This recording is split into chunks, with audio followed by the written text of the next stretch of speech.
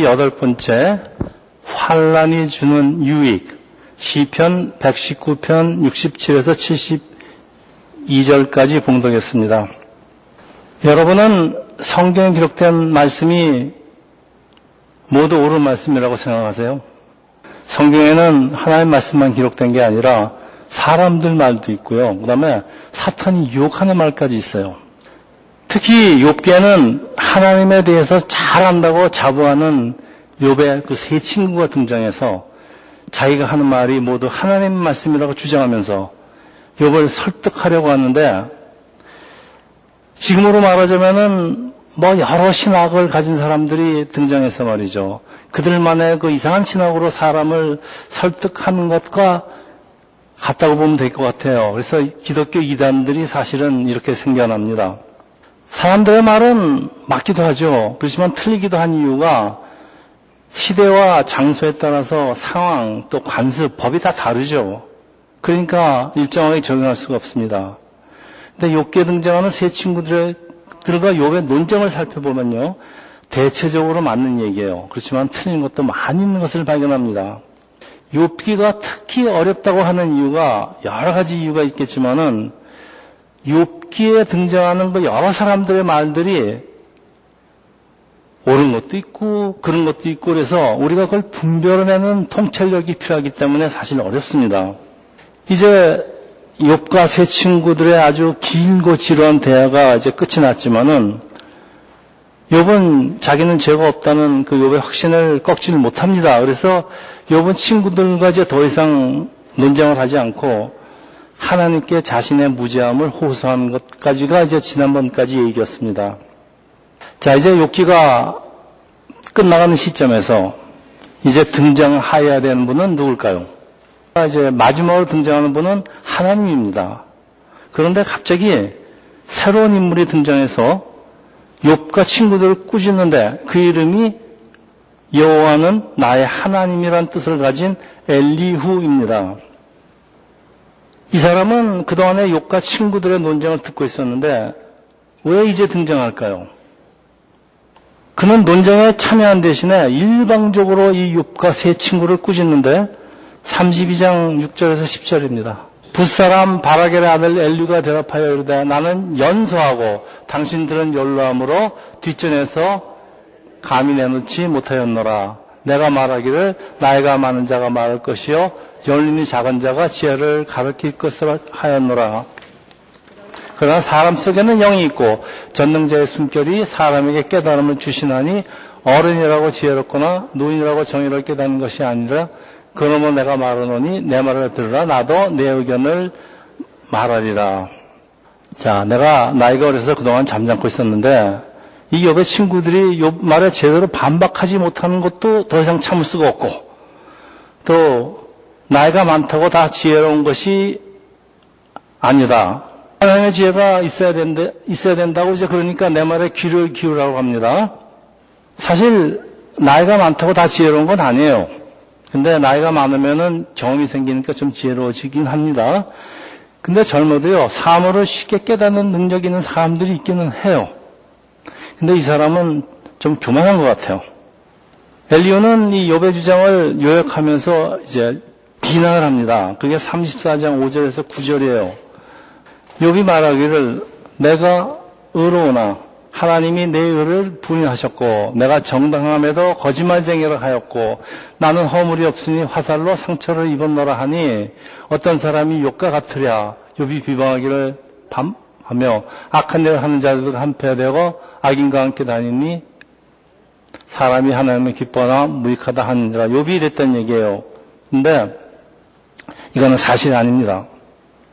욥이 자기가 의롭게 산 유익이 무엇이냐라고 한탄한 적은 있어요. 욥은 참 정직하게 살았는데 고난을 당하니까.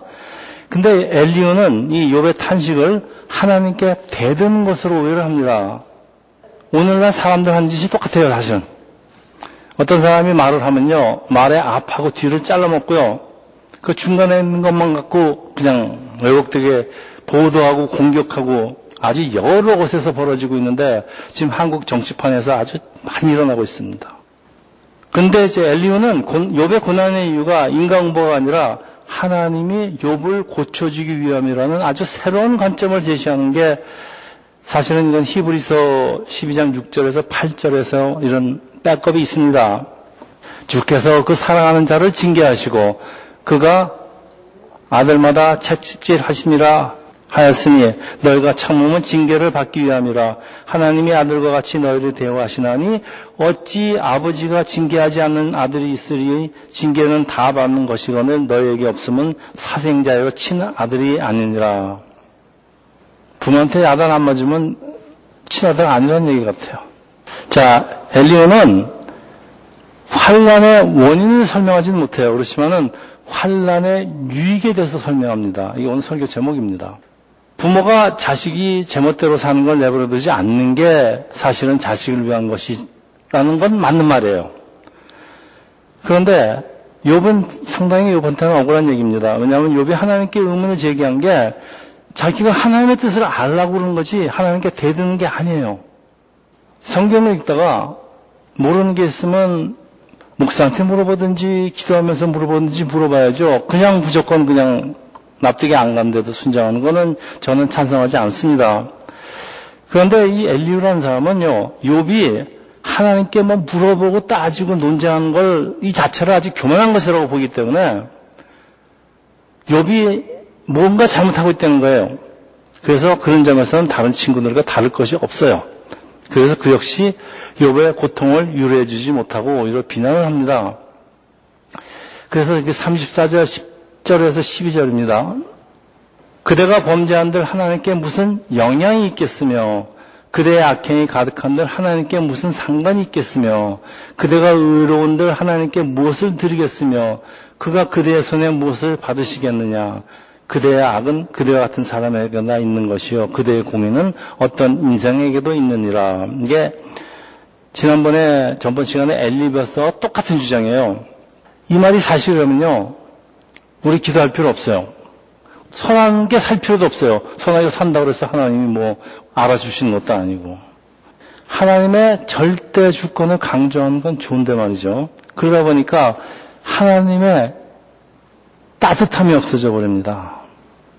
34절, 21절, 22절 있습니까?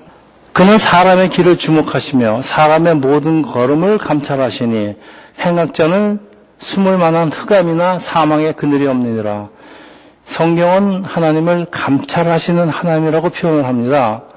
하나님이 나를 지켜보고 있다는 사실은 부담도 되고요.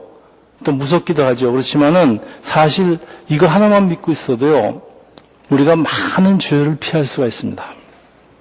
아무도 안 보는 것 같아도 하나님이 하늘에서 보고 있는 것 같아. 그럼 죄 못 집니다. 내가 억울한 일을 당할 때이죠. 아무도 나를 위해서 도와준 사람이 없을 때 하나님이 보고 계신다 그러면 참 위로가 됩니다. 근데 이제 엘리후한테 이제 문제점이 하나 있는데 사람 때문에 애간장을 태운다고 우리 지난 시간에 배웠죠. 그들은 하나님을 알지 못해요.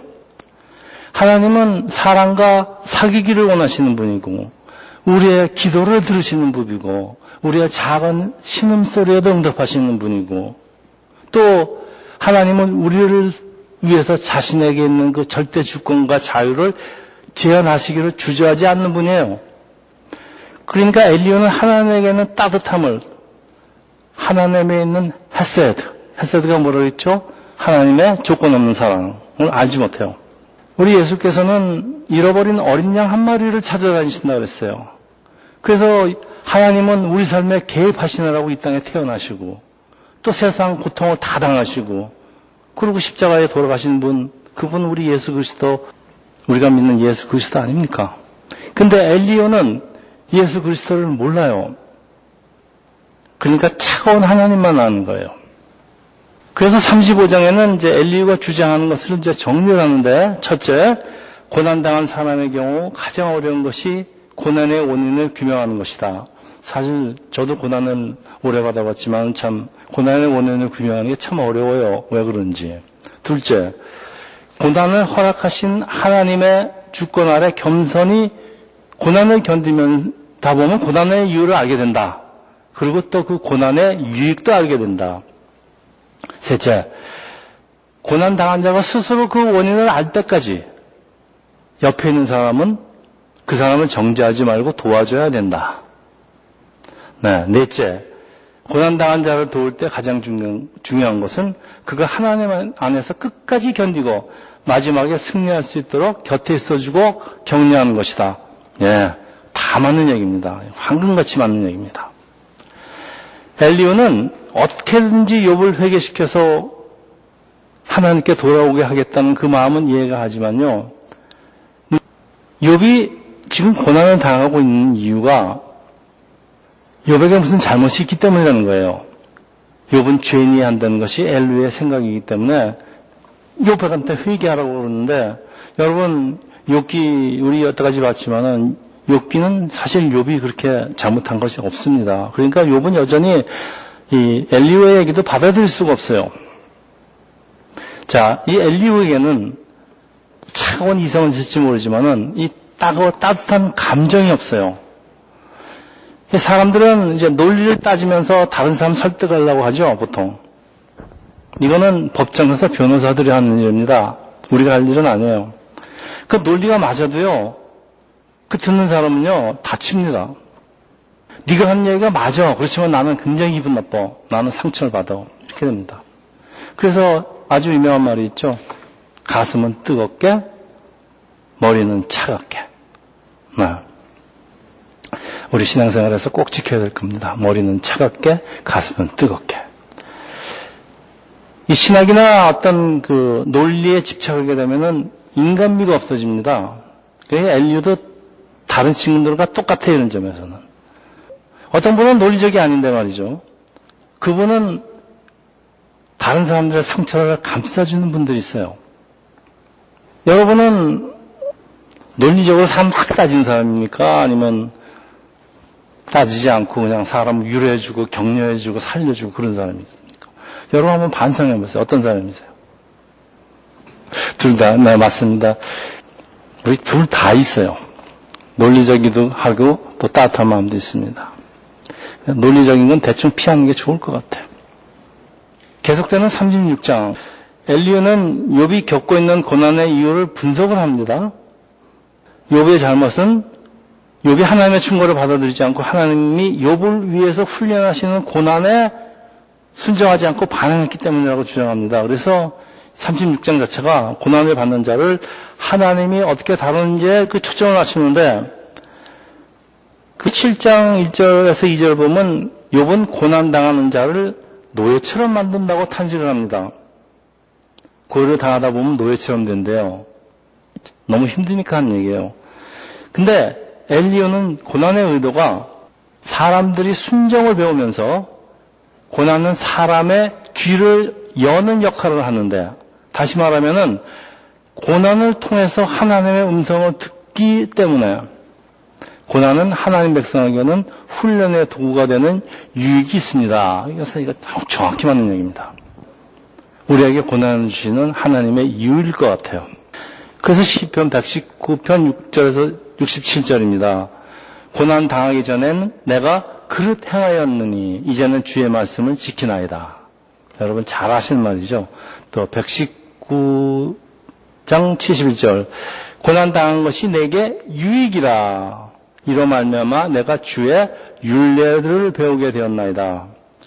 자, 시편 기자들도 모두 고난이 주는 유익을 설명하는데, 우리가 고난을 통해서 말이죠, 나의 교만이 무너집니다. 그리고 나의 연약함과 직면하게 됩니다. 이게 참 중요합니다. 그리고 더 중요한 게 있어요.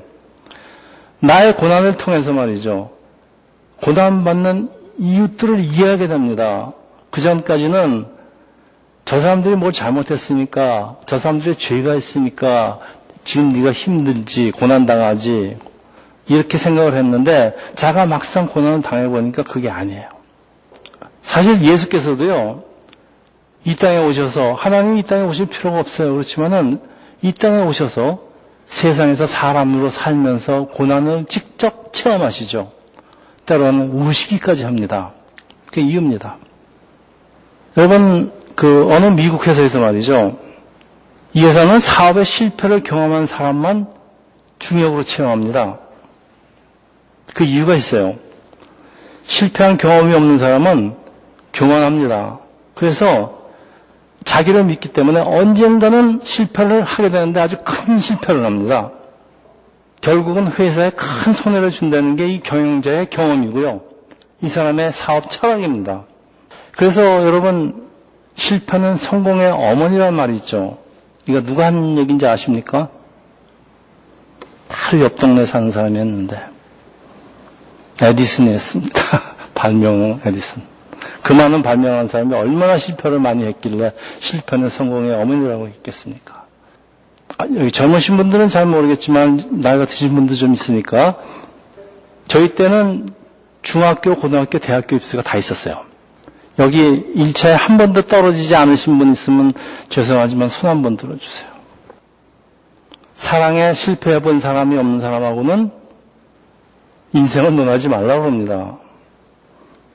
그래서 고난은 말이죠. 하나님이 우리를 다듬기 위하여 쓰시는 꿀, 여러분 꿀 아세요? 치즈라고 그러죠. 정, 쪼갠 거. 네, 그렇게 표현합니다. 잘 아시겠지만 저는 중학교, 고등학교, 대학교 참 저희 때 입시 경쟁이 심했습니다. 저는 그래서 중학교, 고등학교를 1차를 당당히 합격을 하고 그러니까 굉장히 교만해지더라고요. 그래서 제가 후보로 뭐라 그런지 아세요? 야, 떨어지는 거 한번 해봤으면 좋겠다. 그런 얘기를 했어요. 아이고, 여러분, 제가 대학 시험을 몇 번 본 줄 아십니까? 6번 봤어요. 3번 보고 3번 떨어졌어요. 사람이 교만하다 보면 이렇게 됩니다. 근데 말이죠, 3년 동안 재수 비슷한 걸 하다 보니까 제가 나중에 나이가 들면서 당하게 되는 환난을 그때 경험을 통해서 많이 극복하는 그런 계기가 돼요. 그래서 사람이 참 고난을 젊었을 때 고난을 겪는 것도 나중에 여러분 인생을 살 때 상당히 도움이 됩니다. 그래서 왜 젊어서 고생은 뭐 돈 주고 산다 그러죠. 여러분 고생되는 걸 말이죠. 고생되는 걸 힘들게 생각하지 마세요. 엘리후의 얘기는요. 고난이란 도구를 통해서 욥과 사귀시려는 하나님의 계획을 모르고 욥은 하나님의 법정에서까지 가서 자신의 무죄함을 입증하겠다 그랬죠. 근데 이런 자세가 엘리후가 보기에는 좋지 않다는 거예요. 욥은 그런 사람이 아니라는 것에 엘리후의 문제가 있습니다. 욥은 그런 사람이 아닙니다. 욥은 의인이었어요. 그래서 이제 36장하고 37장에는 엘리후가 이제 욥한테 권면을 하는 것으로 이제 끝이 나는데 하나님 세계에는 무의미한 것이 없으니까 이제 불평하지 말고 탄식하지 말고 이 고난을 극복하면서 하나님을 찬양하라 이런 얘기예요. 그러니까 욥이 하나님을 이길 수 없기 때문에 하나님 말씀에 순종하고 살아야 된다는 것이 36장의 3절에서 5절이에요. 내가 먼 데서 지식을 얻고 나를 지으신 이에게 의를 돌려보내라. 진실로 내 말은 거짓이 아니라 온전한 지식을 가진 이가 그대와 함께 있느니라. 하나님은 능하시나 아무도 멸시하지 아니하시며. 네, 이게 엘리후의 말인데 여기서 먼 데서 지식을 얻고는 하나님한테 얻었다는 지식이에요. 그러니까 그리고 온전한 지식을 가진 이가 그대와 함께 있느니라. 자기가 온전한 지식을 갖고 있느니라. 내가 너 욥하고 같이 있으니까 네가 내 말 들으라는 얘기죠. 굉장히 교만합니다. 이 사람은 욥에게 고난을 당할 때 조심돼야 할 일에 대해서 구체적으로 설명을 해요. 이게 좀 상당히 고무적입니다. 36장 12절에서 21절이에요. 네.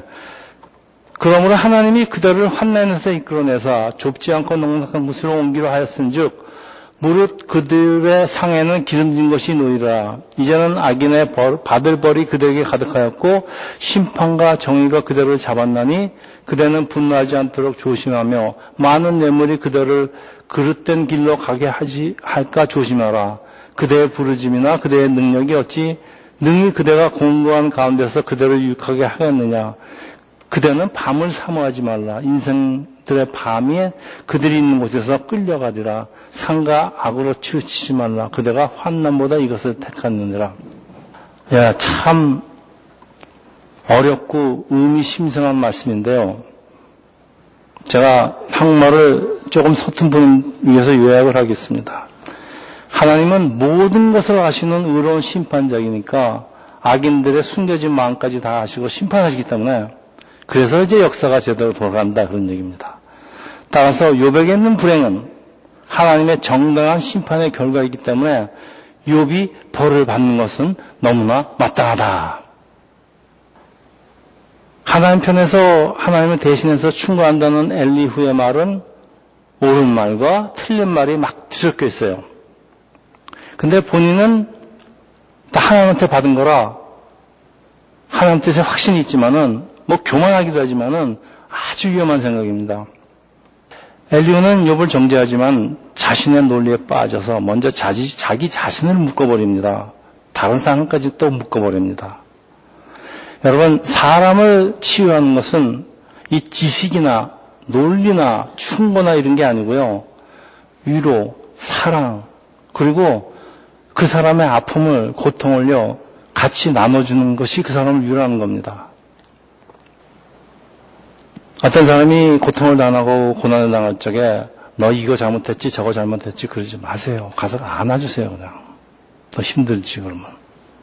네, 그 사람 마음이 녹습니다. 여러분. 그 마태복음 11장 28절이에요. 여러분 너무나 유명한 말입니다. 수고하고 무거운 짐진 자들아 다 내게로 오라. 내가 너희를 쉬게 하리라. 예수님 말씀의 핵심이에요.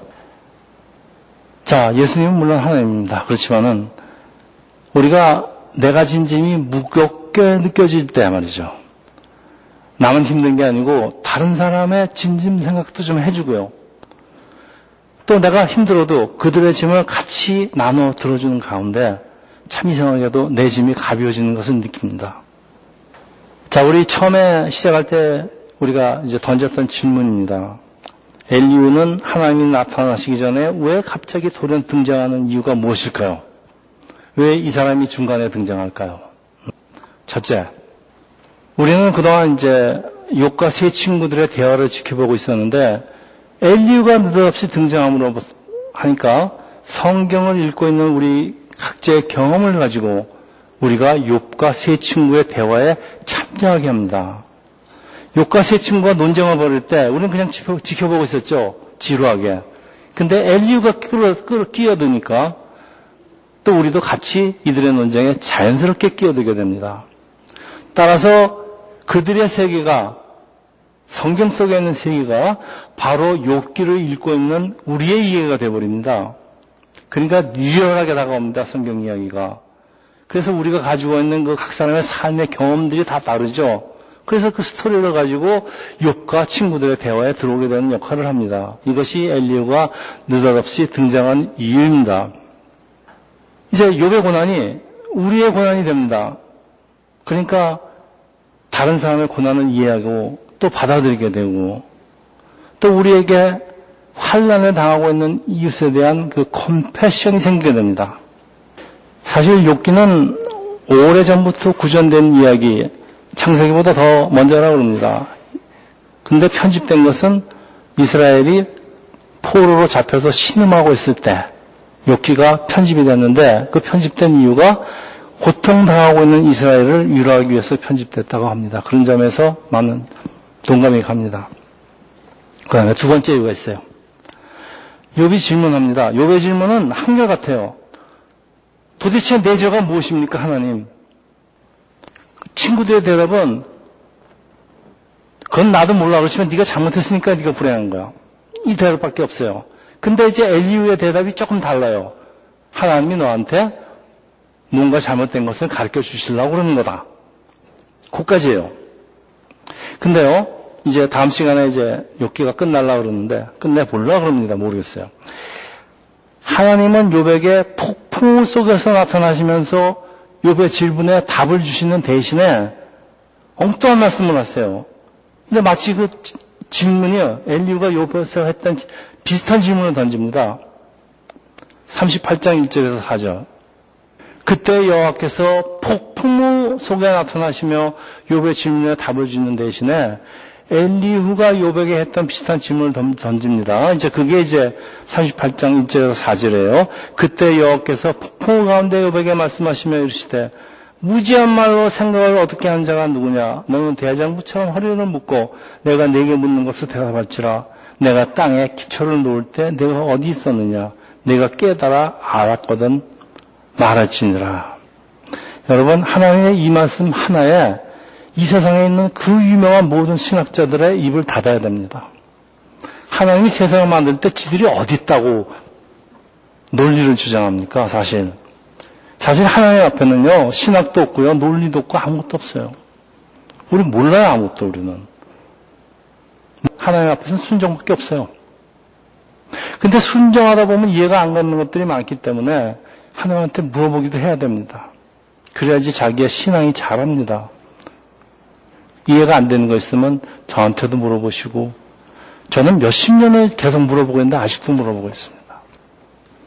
제가 예수를 믿게 된 이유도 여러분 잘 아시겠지만은 이해가, 성경 읽다 보니까 이해가 너무 안 되니까, 그래서 물어보기 시작하다 보니까 예수를 믿게 됐습니다.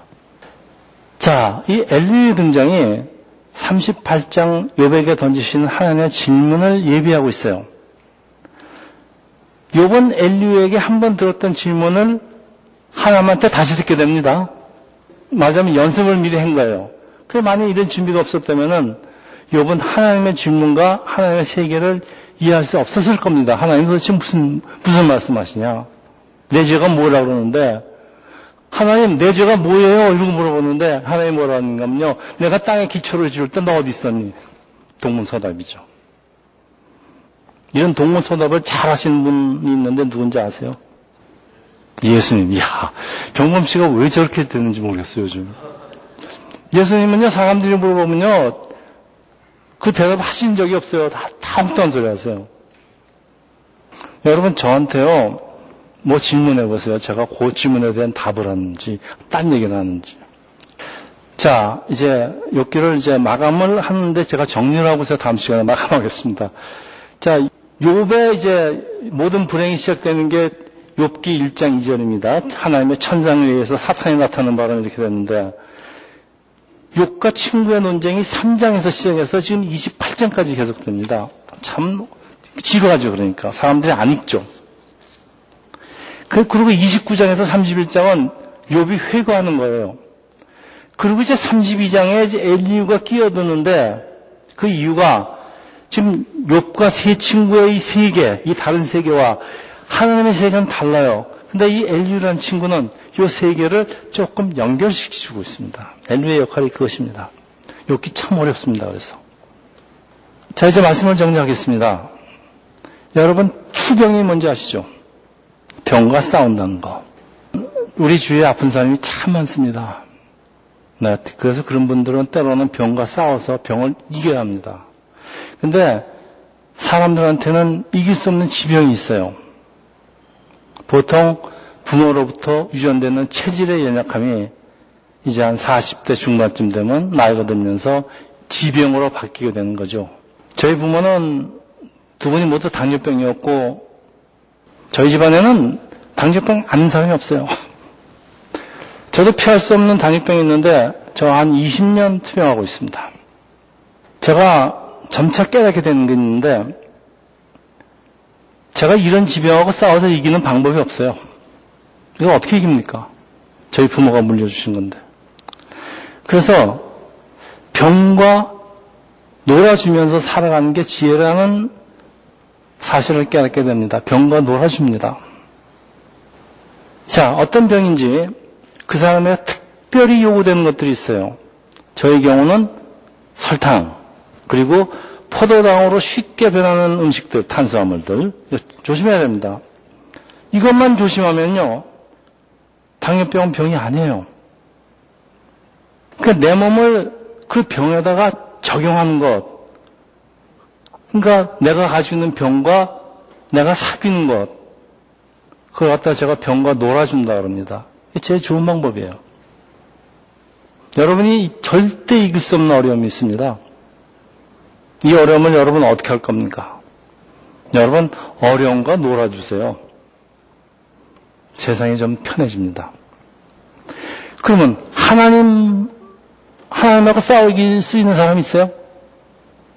그럼 하나님과 나와의 관계는 어떨 것 같아요, 여러분? 방법 없어요.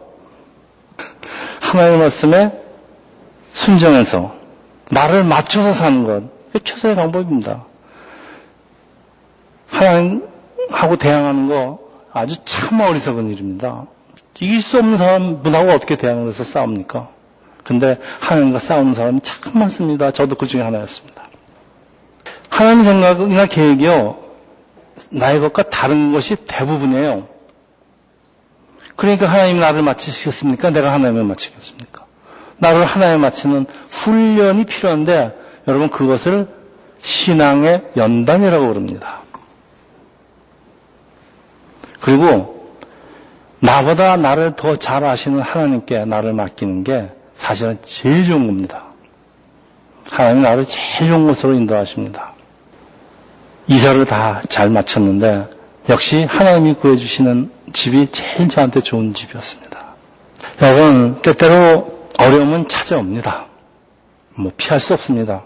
그렇지만은 여러분, 제가 여러분한테 어려움을 즐기라고까지는 못하겠어요.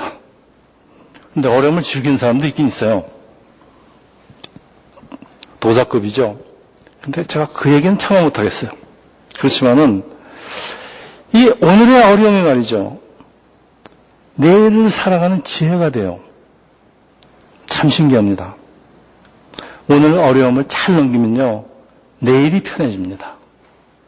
내일의 어려움을 쉽게 극복할 수가 있습니다. 여러분, 오늘 여러분한테 크고 작은 어려움이 있을 것입니다. 대학교 1학년생 왜 어려움이 없겠습니까? 예, 학교에 적응해야죠. 다 적응해야 됩니다. 직장에 이제 막 들어가신 분 왜 어려움이 없겠습니까? 네, 왜 어려움이 없겠습니까? 사람한테. 예, 그렇지만은 여러분, 오늘 나한테 있는 어려움을 잘 견디면요, 항상 승리하는 우리가 됩니다. 우리 오늘의 어려움을 잘 견디는 세상교회가 되기를 예수 이름으로 축원합니다.